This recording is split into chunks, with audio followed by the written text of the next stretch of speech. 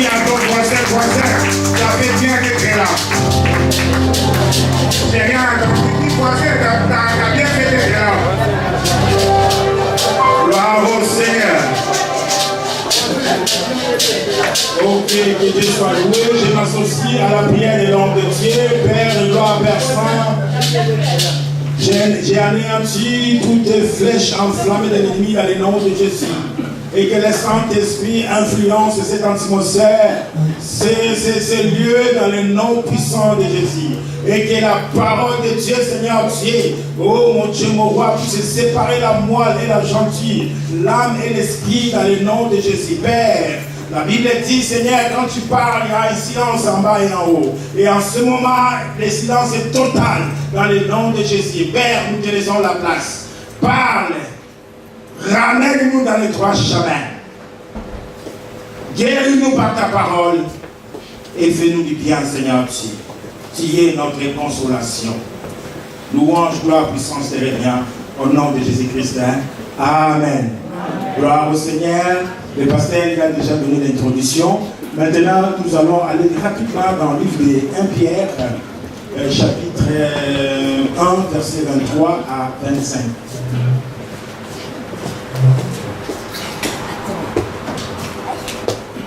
Il est où les frères Saint-Piche? Il y a un micro pour toi pour faire la lecture.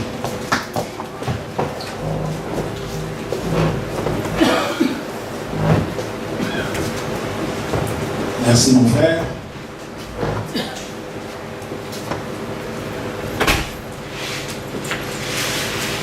En Pierre, chapitre 1, verset 23, je vous la gloire de Dieu. Amen. Puisque vous avez été régénérés, non par une semence corruptible, mais par une semence incorruptible, par la parole vivante et permanente de Dieu. Car toute chair est comme l'herbe, et toute sa gloire comme la fleur de l'herbe. L'herbe sèche et la fleur tombe. Mais la parole du Seigneur demeure éternellement. Et cette parole est celle qui vous a été annoncée par l'Évangile. Parole du Seigneur. Alors, le thème de ce matin, c'est la semence. La définition, la semence, c'est une graine ou une partie végétale apte pour former une plante. Et une autre définition, nous pourrons dire c'est un germe d'où naît quelque chose. Alors, il y a, la semence peut prendre diverses significations. Par exemple, en agriculture, une semence est une graine sélectionnée pour être sémée. Et par l'extinction ou bien reproduction, la semence peut désigner un liquide séminal. Donc il y a aussi un autre terme que vous le connaissez. Alors la semence est également un ensemble de très petits diamants ou de perles. La semence, c'est aussi le parabole évangélique et aussi des descendances ou bien une personne, et on peut appeler aussi des descendances d'une personne également, on peut l'appeler une sémence. Donc ta postérité, donc ta sémence. Comme la Bible dit dans le livre de Genèse 3:15, je mettrai l'inimitié entre toi et la femme, entre ta descendance et la descendance de celle-ci écrasera la tête et tu lui écraseras les talons. Donc, si nous parlons de la semence, vous savez, nous avons une semence, comme la Bible dit, premier verset 23.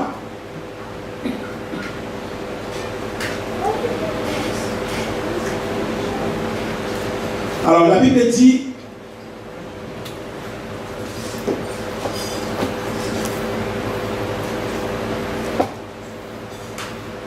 puisque vous avez été régénérés non par une semence corruptible, mais par une semence incorruptible.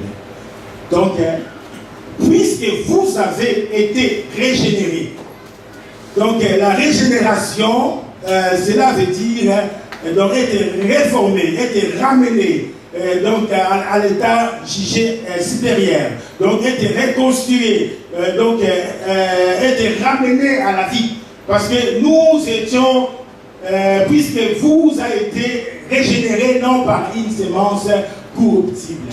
Vous savez, nos pères, donc nous sommes nés au travail de nos parents, donc leur sémence, c'était une sémence qui peut mourir, une sémence qui était corruptible. Mais la sémence que nous avons été régénérée, que nous avons été lavés, que nous avons été transformés, que nous avons été ramenés. Donc c'est une sémence, la Bible dit, incorruptible. Donc c'est une sémence qui est capable de produire dans notre vie. C'est une sémence qui est capable d'appeler des choses qui n'existent pas en existence. C'est une sémence qui peut produire la guérison. C'est une sémence qui peut produire la délivrance. Parce qu'il n'y a pas de corruption. Il n'y a pas de péché. Donc c'est une sémence qui peut transformer notre vie. Vous savez, la Bible dit, dès le commencement, Dieu avait béni l'homme. Il a placé l'homme dans le jardin. Lorsqu'il y a eu la corruption, Dieu a mis dehors l'homme dans le jardin. Et maintenant, pour que l'homme revienne dans la position d'avant, il fallait être régénéré. Amen. Voilà pourquoi Christ est venu pour nous régénérer. Donc Christ est venu pour que nous puissions retourner à l'état intérieur. Lorsque Dieu a créé, il a dit à l'homme, dominer et assujetti. Donc voilà pourquoi nous disons que cette sémence que nous avons reçue nous a régénérés, nous a transformés, nous a redonné notre état ancien. Parce que lorsque Dieu a créé l'homme, le but de Dieu, pour que l'homme puisse contrôler toutes choses, pour que l'homme puisse vivre à Éden. Amen, amen. Et malheureusement, lorsqu'il y a eu la corruption, l'homme a été chassé d'Éden. L'homme a perdu ses privilèges. L'homme a perdu son autorité. L'homme a perdu ses promesses. Mais il fallait maintenant que Dieu puisse donner un plan B. Le plan B, c'était que Christ, donc il a donné sa sémence. Donc la sémence que Dieu a donnée pour que toi et moi, nous puissions être régénérés. Que toi et moi, nous puissions être réparés. Toi et moi, que nous puissions vivre une nouvelle naissance. Amen, amen. Voilà pourquoi une personne qui ne vit pas une nouvelle naissance ne peut pas bénéficier de la promesse de Dieu. De la promesse de la parole de Dieu. Tout dépend de la nouvelle naissance. Et la Bible dit, celui qui vit une nouvelle naissance, ta vie ne reste plus la même. Donc toutes choses anciennes sont passées. Voici toutes choses sont devenues une nouveauté de vie. Non une vie que le reste, non une vie de haine, non une vie de mépris, mais c'est une nouvelle vie. Dis voisin, il faut une nouvelle naissance. Parce que nouvelle naissance nous fait être comme Christ, marcher comme lui, parler comme lui, agir comme lui. La Bible dit, Christ, on l'a tapé, on l'a malmené, on l'a injurié, mais il est resté calme. Parce qu'il a fait une sémence. Amen, amen. Dis voisin, quelle est ta sémence? Car la Bible dit la sémence, puisque vous êtes régénérés non par une sémence corruptible, mais par une sémence incorruptible.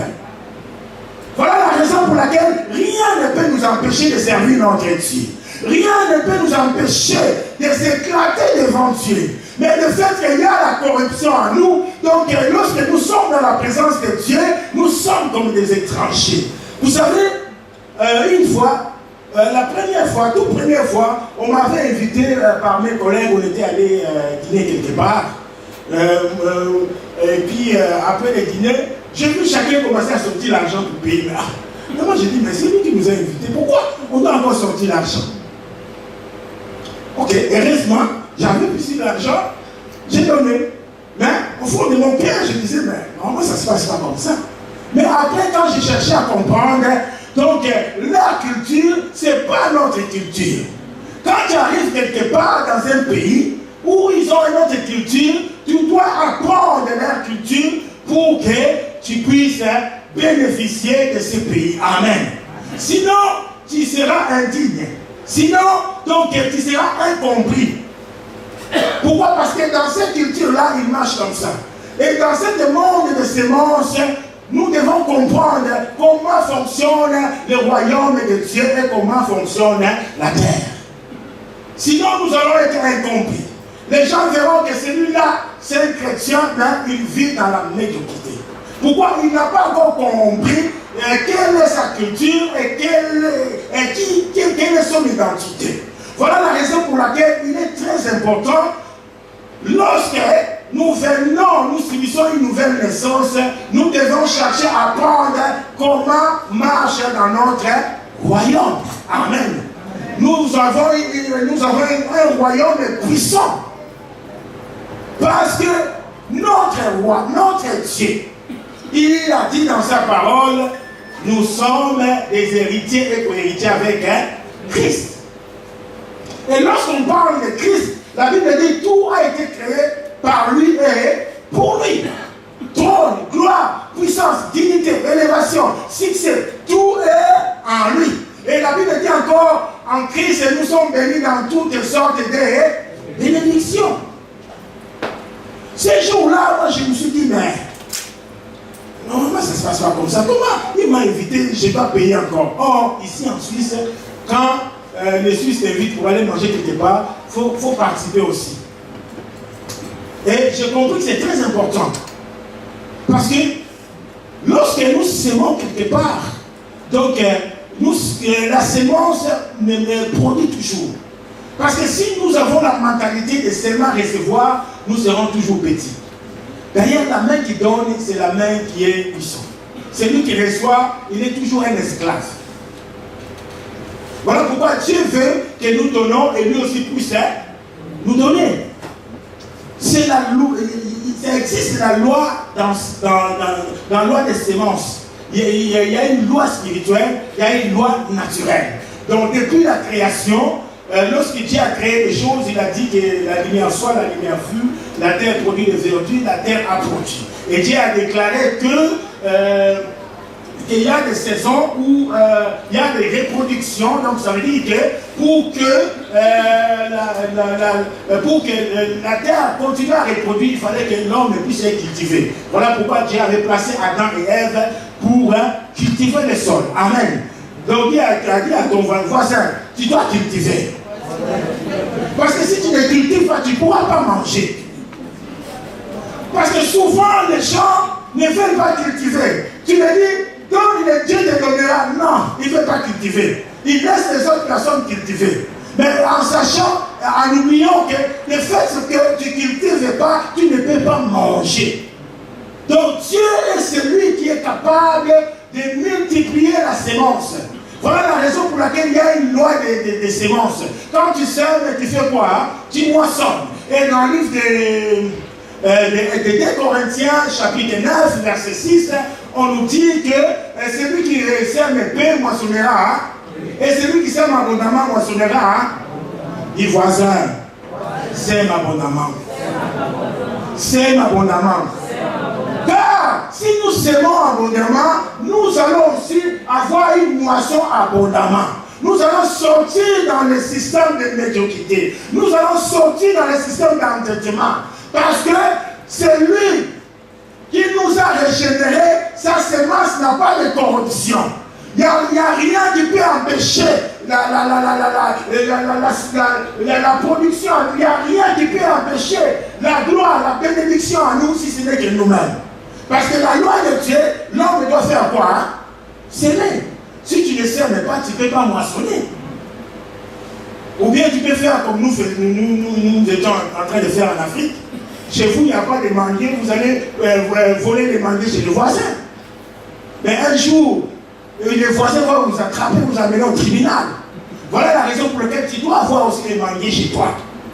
Parce que Dieu, il nous a régénérés, nous tous, pour que nous puissions avoir les manguiers, pour que nous puissions avoir tout en nous.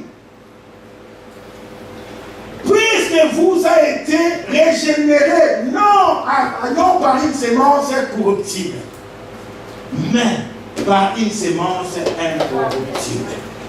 Cette semence qui produit. Peu importe les saisons, la semence que nous avons, qui est Jésus-Christ, il produit à tout moment. La Bible dit là où c'est possible aux hommes, c'est possible à Dieu. Donc tout est possible à Dieu. Mais nous devons comprendre les systèmes de la sémence. Donc si un homme ne sème pas, il ne pourra pas moissonner. Or Dieu nous donne le privilège, l'opportunité parce que nous avons été régénérés. Et cette semence qui Dieu nous a donnée, il est censé à produire. Donc c'est une semence qui n'a pas de péché. C'est une semence qui n'a pas de corruption. Voilà la raison pour laquelle nous devons comprendre ceci. Que quand nous venons en Christ, la maladie doit partir. Nous sommes délivrés. Nous sommes bénis. Parce que la mission de Christ, la Bible dit, il a dit, l'Esprit du Seigneur est sur moi, il m'a oint, afin que je puisse libérer les captifs et donner des recouvrements aux aveugles. Donc, la mission de Christ est venue pour redonner l'avantage que toi et moi, nous avons dans le jardin d'Éden. En d'autres termes, Christ est venu pour te placer de nouveau à Éden. À Éden, c'est un paradis. C'est un lieu où la présence de Dieu venait chaque soir. Mais avec Christ, donc l'Éden, là où il va nous placer, c'est un Éden supérieur où la présence de Dieu est permanente. Amen, amen. Voilà pourquoi la Bible dit, nous sommes régénérés. Donc, on nous a donné une nouvelle jeunesse. Il nous a donné une nouvelle force. Quand tu viens à l'église, tu veux t'asseoir. Tant mieux, assieds-toi, il n'y a pas de problème. Mais sache-le, Paul dit dans le livre d'Éphésiens 3, 14, il a dit, c'est pourquoi j'ai fléchi les genoux devant Dieu pour que toutes les femmes... Amène-moi de l'eau, s'il vous plaît, ma sœur Sarah.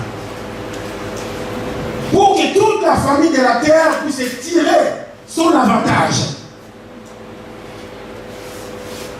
Merci pour ça. Donc pour que toutes les familles de la terre puissent tirer son avantage. Il a dit, c'est pour ça que j'ai fléchi les genoux. Et la Bible dit, de la manière que tu connais ton Dieu, c'est la manière que tu vas aussi les servir.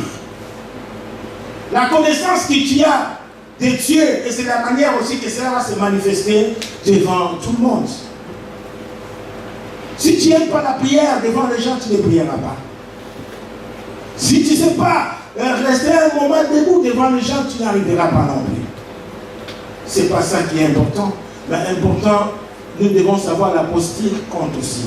La Bible dit Jésus-Christ lui-même, avant sa mort, la Bible dit qu'il était agenouillé. Il a commencé à prier le Seigneur. Donc, la Bible dit sa sueur a été comme des crémeaux de sang. Mais il était en genoux. Lui qui est Dieu. Lui qui a pris la forme humaine, il est Dieu. Il a montré l'exemple. Dans la présence de Dieu, on ne blague pas. Vous savez, l'histoire de Marie et Marthe. Lorsque Jésus était dans leur maison, l'autre, pendant le moment où Jésus était en train de l'enseigner, l'autre était en train de préparer. Donc, qu'est-ce que nous voulons dire par là?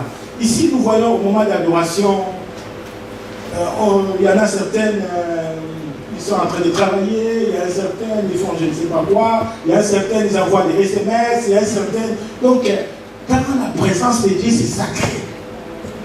C'est la sémence que nous sémons, nous allons moissonner aussi. Nous ne devons pas blaguer avec Dieu. Notre Dieu, il ne blague pas. Quand on est dans la présence de Dieu, c'est vraiment dans la présence de Dieu. Parce que si Marthe était en train de nettoyer, c'est bien. Elle était en train de Jésus a dit, mais une chose est nécessaire. Marie a choisi une bonne part. On veut bien faire les choses. D'accord, on peut faire plus tard ou bien après.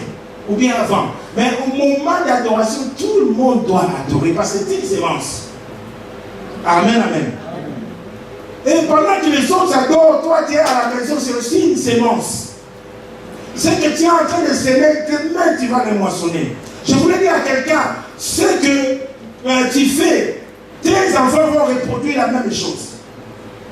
De manière que tu traites ton mari, tes enfants traiteront leur femme aussi. De manière que tu traites ta fille, eux aussi vont traiter leur mari de même manière. Car c'est une sémence. Nous héritons non simplement de l'argent ou bien des biens matériels. Nous héritons aussi de caractère et de comportement. Est-ce que quelqu'un est là? C'est une sémence. La raison pour laquelle nous devons faire attention de quelle manière nous sommes en train de s'aimer. Il y a quelques temps, il y a un collaborateur ou bien un auxiliaire qui a commencé chez nous. Il n'a pas resté longtemps. Parce que premier jour, il était là une semaine, c'était bien. Mais à partir du deuxième jour, il a commencé à arriver tout le temps en retard. Tout le temps en retard, tout le temps en retard. Et puis on a dit, ah non, mais c'est ta mission, c'est fini. Amen, amen. Parce que ce qu'il a semé, c'est ce qu'il a. On ne va pas dire, merci. On ne va pas dire que le chef est mauvais ou bien l'entreprise est mauvaise. Non, c'est ta propre sémence. Amen, amen. Nous ne pouvons pas dire à Dieu que c'est Dieu qui est mauvais. C'est notre propre sémence. La Bible ne nous trompe pas, ne ment pas non plus. Donc ce qu'un homme sème, il fera quoi? Il moissonnera. Parce que la sémence que nous étions régénérés, il n'y a pas de corruption. La Bible dit Dieu est saint, nous devons être aussi. Dis voisin, sois saint. Voisin, réveille-toi. Voisin, fais attention avec ta sémence. Amen, amen. C'est très important, mes frères. Donc, des manières que nous sémons, et c'est des manières aussi, cette sémence va couler pendant plusieurs générations. Amen. Nous voyons, par exemple, le monde. Ils sont en train de regarder ce problème des changements climatiques. Ils sont en train de faire des réunions. Peut-être dans 2020, 2040, ils ne seront pas là, mais ils sont en train de préparer des semences pour la génération. Et puis nous les chrétiens, qu'est-ce que nous faisons? Posons-nous la question. Nous voulons simplement rester dans les choses terre. Ah, celui-là a fait ça, celui-là a fait ça, celui-là est comme ça. Non!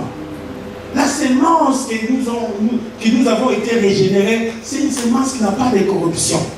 Quittons la corruption. Quittons les choses de la bassesse. Regardons la gloire de Dieu. La puissance de Dieu là où Dieu nous attend. Dieu ne nous attend pas dans les futilités. Il nous attend dans des choses plus haut. Amen, amen. Voilà pourquoi il est très important de savoir que lorsque nous sémons la corruption, les querelles, les haines, nous allons moissonner cela. Tôt ou tard, même si nous ne sommes pas là, nos enfants vont hériter ce que nous avons laissé comme héritage. Souvent, les gens disent, les parents africains ne laissent pas d'héritage. Peut-être qu'ils ne laissent pas des biens matériels, ils laissent des caractères, des comportements. Amen, amen. Voilà pourquoi nous devons faire très attention. Répétez encore l'autre voisin. Quelle est ta sémence? On peut venir dans la même famille, mais peut-être on n'a pas de même sémence. Vous savez, lorsque Israël combattait contre les Philistins, il y avait un géant qui s'appelait Goliath. Et ce géant, quand s'est levé, de le côté d'Israël, tout le monde reculait. Et il y a un jeune homme qui est venu là, il a défié Goliath. Après, le roi Saül a demandé, c'est qui ce jeune homme-là? De quelle famille appartient? Oh, dans l'armée d'Israël, il y avait des frères de David qui étaient là. Mais le roi demande, mais quelle est la sémence de cet enfant? Il vient de quelle famille? Parce qu'il a compris que malgré ses frères étaient dans la bataille pour combattre contre les Philistins, mais lui il avait une autre mentalité. Lui il avait une autre sémence. Une semence qui n'avait pas la corruption. Une semence qui pouvait donner la victoire. Une semence de vainqueur. Une semence de gloire. Donc, le roi a dit non. Appelle-moi cet enfant-là. De quelle famille il appartient? Amen, amen. Je voulais dire, peut-être que vous êtes nombreux dans la famille, mais la semence que tu portes, il n'y a pas de corruption. Les gens diront, d'où vient cette personne-là? De quelle famille appartient? À cause de la semence que tu as reçue. La semence que tu as reçue n'est pas été corrompue, mais c'est une semence qui a la fertilité. C'est une semence qui peut reproduire. C'est une semence qui peut donner la vie. C'est une semence qui peut appeler des qualités et des choses qui n'existent pas. Amen, amen. La semence est très importante. La semence que nous avons été régénérés parce qu'on avait perdu notre droit, parce qu'on avait perdu notre privilège. Mais il fallait qu'un homme vienne pour nous redonner ce privilège. Donc cet homme s'appelle Jésus-Christ de Nazareth. Cet homme s'appelle l'homme de Galilée. Cet homme s'appelle Rabbi. Il tient toute la profondeur de la terre entre ses saintes mains. Il est la lumière du monde. La Bible dit, cet homme que nous sommes en train de parler là, il a annulé l'acte de l'ordonnance qui nous condamnait. Vous savez, nous étions déjà condamnés. Oui, la Bible dit, il a annulé. Prochain que nous, Colossiens 2, 14, 15. Donc la Bible dit, nous qui étions déjà condamnés, mais lui a annulé cet acte de l'ordonnance qui nous condamnait. Pourquoi? Il avait une semence qui n'était pas corrompue. Il pouvait sauver, il pouvait guérir, il pouvait libérer. Colossiens 2, 14, 15.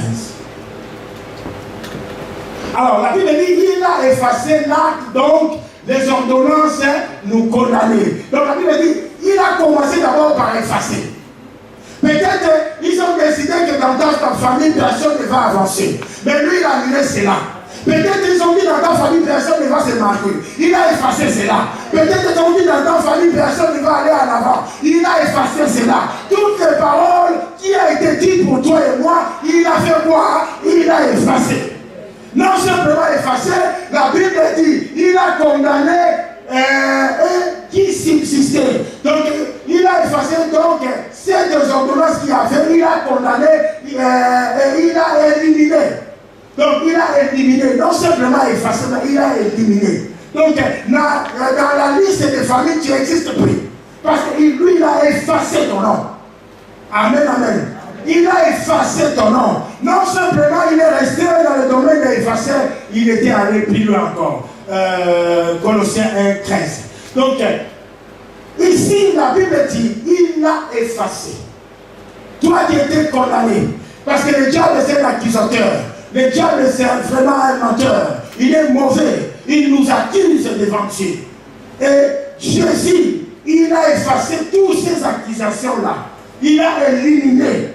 La Bible dit, il a cloué à la croix tous les manœuvres de l'ennemi. Donc ça veut dire que personne ne peut stopper ta vie si ce n'est que toi-même. Je te dis amen. Amen. Gloire au Seigneur. Colossiens 1, 13. Donc personne ne peut stopper ta destinée si ce n'est que nous-mêmes. Parce que nous vivons dans un monde de semences. Si tu sèmes, tu moissonnes. Si tu ne sèmes pas, tu ne moissonneras pas. La Bible dit, il nous a délivrés de la puissance du ténèbre et nous a transportés dans le royaume de son Fils bien-aimé. Amen. Amen. Je voulais dire à quelqu'un, peut-être vous avez dit ceux qui dans la Sina, ceux qui avez dit ceux qui Ouaki, ceux qui dans Bujumbura. Lui, il a pris charge de toi. Il s'est chargé de te sortir de là et de t'amener dans Haïden et de t'amener dans le pays où coule le lait et le miel. Amen. Peut-être que tu ne sais pas où tu étais, mais lui, il a pris charge de toi. Vous savez, dans la famille, il y a des gens qui sont bien, qui ont reçu leur vie. ils ont la tendance à changer la vie des gens. Ils viennent, ils te prennent, ils te sortent là où vous étiez, ils vous amènent quelque part. Amen, amen. Et c'est le travail que Christ a fait. Donc là où nous étions dans la précarité, dans la médiocrité, la Bible dit qu'il nous a sortis de là, il nous a menés dans les lieux où nous pouvons trouver le repos. Amen. Mais pour que tu puisses vivre cela, tu dois vivre une nouvelle naissance. Amen, amen. Donc une nouvelle naissance est très importante parce qu'il nous a régénérés. Donc il nous a ramenés, il nous a réformés. Donc il nous a donné une nouvelle chance, nouvelle opportunité de régner, de dominer. Parce que nous étions dans le ténèbre, donc où il n'y a rien qui peut se passer, où il n'y a pas de réussite, où il y a que la souffrance, mais il nous a sortis de là. Donc ça veut dire qu'il nous a transportés. Amen, amen. Donc en plus, son transport, c'est plus que première classe. Si tu as déjà voyagé dans la première classe, c'est confortable.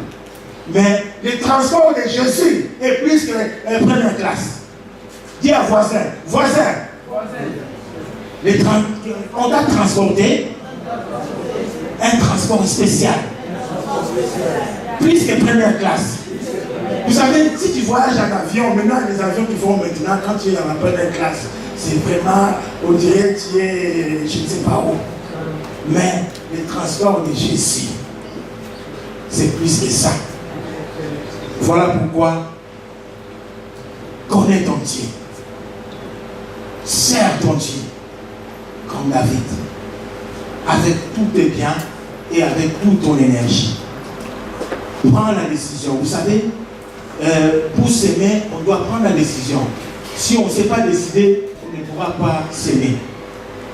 Un agriculteur, des fois il prend des risques, mais il décide de s'aimer. Pendant que les gens sont en train de dormir, lui il est en train de s'aimer. Voilà la raison pour laquelle aujourd'hui même, today, donc tu dois décider. Voilà, today, n'est-ce pas? Alors today, tu dois décider pour que tu puisses commencer à s'aimer. On peut s'aimer des bonnes semences, on peut aussi s'aimer des mauvaises herbes.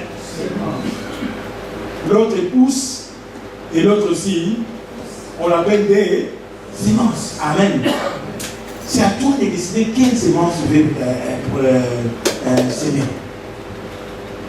On va prendre un exemple biblique. Projectez-nous livre de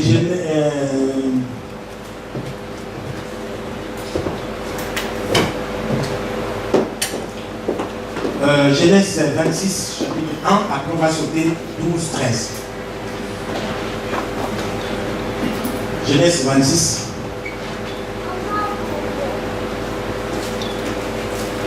Alors la Bible dit il y a eu une famine dans le pays.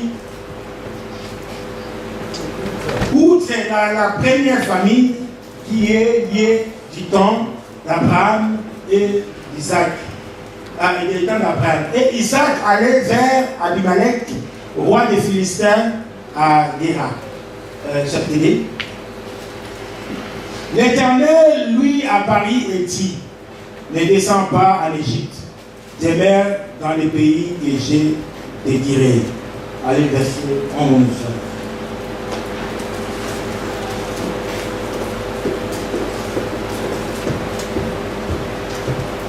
Alors Abimelech fit cette ordonnance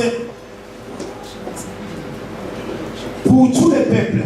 Celui qui touche à cet homme ou à sa femme sera mis à mort. 12.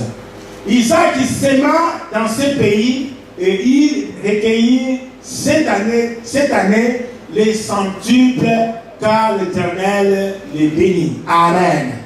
Alors, cette histoire d'Isaac,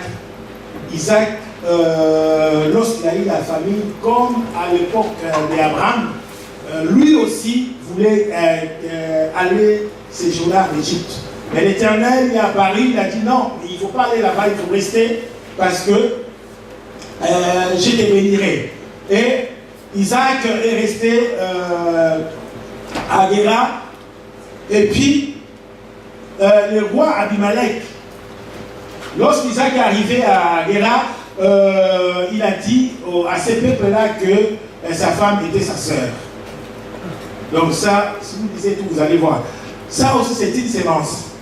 Donc Abraham avait dit que Sarah, c'était qui? Sa sœur. Et son fils, Isaac, il a fait quoi? La même chose. Donc nous voyons l'importance de la sémence. Quand nous sémons des choses, cela va reproduire aussi dans nos descendants. Donc ça descend dans la génération future. Et Isaac a fait la même chose.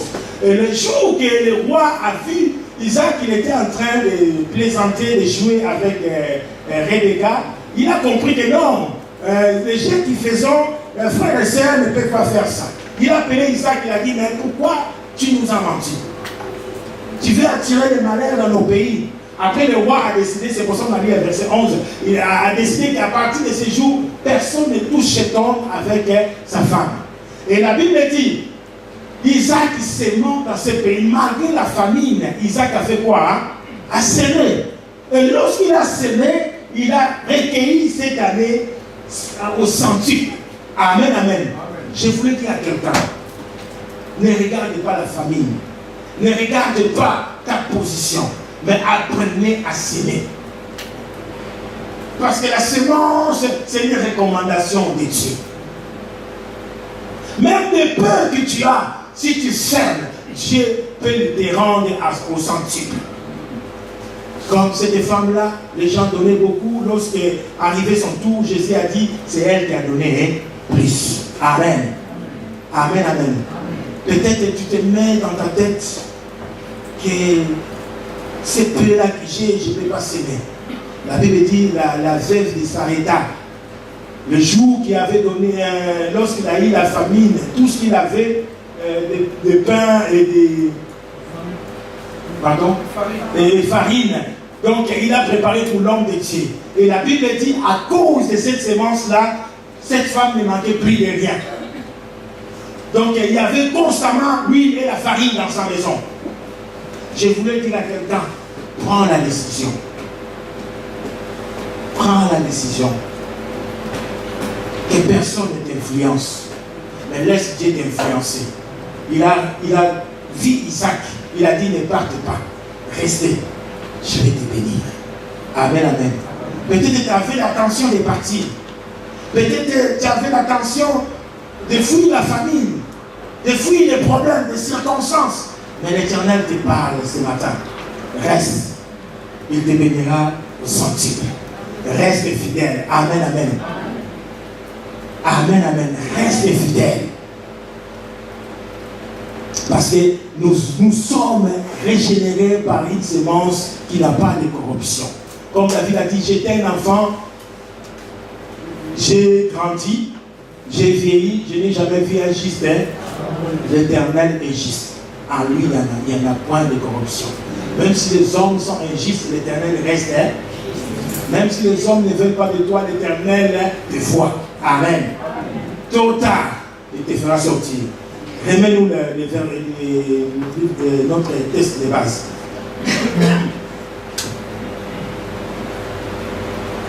Donc je disais que l'Éternel est juste.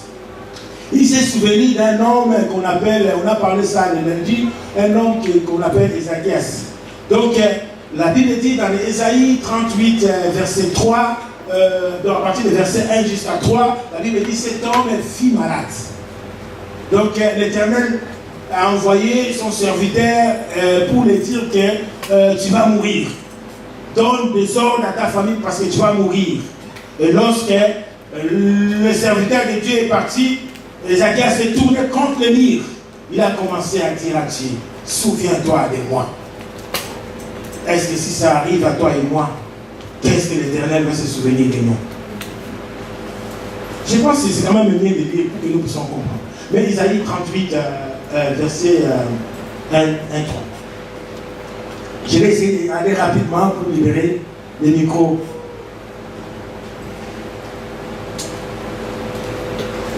Alors, à ce temps-là, Ézéchias fit malade à la mort, et le prophète Ésaïe, fils d'Amo, vint auprès de lui et lui dit, ainsi parle l'Éternel, donne tes ordres à ta maison, car tu vas mourir et tu ne vivras plus. Ézéchias, tournant son visage contre le mur, et fit cette prière à l'Éternel. Ô Éternel, souviens-toi que j'ai marché devant ta face avec fidélité et intégrité de cœur, et que j'ai fait ce qui est bien à tes yeux. Ézéchias répandit abondamment larmes. Et puis la parole de l'Éternel fut adressée à Isaïe à ces mots. Va et dis à Ézéchias, ainsi parle l'Éternel, le Dieu de David ton père, j'ai entendu ta prière, j'ai vu tes larmes, voici j'ajouterai à tes jours 15 années. Est-ce qu'on peut acclamer le Seigneur? Vous savez, ce que tu fais du bien, devant fait accomplir, ce bien-là parlera. Devant des situations compliquées, ce bien-là parlera. Et cet homme, il était vraiment malade. Lorsqu'on est malade, on attend que quelqu'un vienne nous consoler. On attend que quelqu'un vienne nous encourager. Mais lui, par contre, l'Éternel a envoyé un homme pour lui dire que tu vas mourir. Imagine si c'était toi et moi. On va tout laisser. Non, Dieu est mauvais. Mais lui, il a compris. C'est Dieu-là qui a parlé de la mort, c'est aussi le Dieu de la vie. Amen, amen. Le Dieu de la mort est aussi le Dieu de la vie. Il s'est tourné, non en suivant l'homme de Dieu, il s'est tourné le regard vers son Dieu. À qui te tourne le regard lorsque Dieu est devant fait accompli? Il est parti se justifier ses semences auprès de Dieu. Il a dit, Seigneur, j'ai semé, j'ai marché dans l'intégrité, j'ai marché dans la fidélité. J'avais un cœur sincère devant toi. Et la Bible dit, l'Éternel a rappelé rapidement son serviteur à aller annoncer la bonne nouvelle. Et la bonne nouvelle, c'était que je te rajoute encore 15 ans de plus. Amen, amen. Et ce matin, si tu décides de s'aimer, Dieu te rendra au centuple. Il prolongera tes bénédictions. Il donc augmentera tes greniers. La bénédiction te suivra. Tu sèmes abondamment, tu moissonnes abondamment. Tu n'aimes pas s'aimer, tu ne moissonneras pas. Tu sèmes les querelles, les vents, tu récolteras la tempête. Amen, amen. Voilà la raison pour laquelle le Seigneur m'a mis à cœur de parler de la sémence. Donc j'ai essayé d'aller vite. La conclusion simplement dans le livre de Genèse 28-22. Donc tant que la terre subsistera, les semailles et la moisson, les froids et la chaleur, l'été et l'hiver, les jours et la nuit ne cesseront pas. Amen, amen. Donc tant que tu vivras, malgré les cycles de la bénédiction a été bouleversé, malgré le temps que tu as perdu, mais le Seigneur est prêt à remettre ces cycles en position, en marche. Vous savez, après la déluge, lorsque l'Éternel a tout détruit, parce qu'il y avait la saison où il y avait la production, la reproduction, mais lorsqu'il y a eu le déluge a tout détruit. Il fallait maintenant qu'un autre cycle puisse commencer. Peut-être que tu as perdu beaucoup de temps. Peut-être que tu avais été découragé d'une manière, je ne sais pas comment dire, mais l'Éternel veut mettre tout en place aujourd'hui. Parce que lorsque Noé est sorti de l'arche, il a semé. Quand il a semé, l'Éternel a entendu l'odeur. Voilà pourquoi l'Éternel a parlé. Tant que la terre subsistera, la semaille et la moisson ne cesseront pas. Amen, amen. Donc pour toi, la bénédiction ne cessera pas. Pour toi, la guérison ne cessera pas. Vous savez, peut-être par toi, il y a encore des autres personnes qui bénéficient de ta prière. Voilà la raison pour laquelle nous devons continuer à s'aimer. Donc on peut s'aimer l'argent, on peut s'aimer les caractères, le comportement, on peut s'aimer notre temps de prière, on peut semer notre façon de s'approcher de Dieu. Il y en a vraiment beaucoup de sortes de semences. Amen, amen. La semence, ce n'est pas seulement l'argent, mais l'argent, c'est très important. Donc, si tu veux être béni financièrement, nous devons apprendre à semer. Parce que, prenons par exemple ces lieux. Si nous ne payons pas le loyer, on va les prier où? Si nous ne payons pas l'électricité, est-ce qu'on aura des micros? Silence total. Il n'y a même pas d'amen. L'Éternel nous interpelle, toi et moi, ce matin.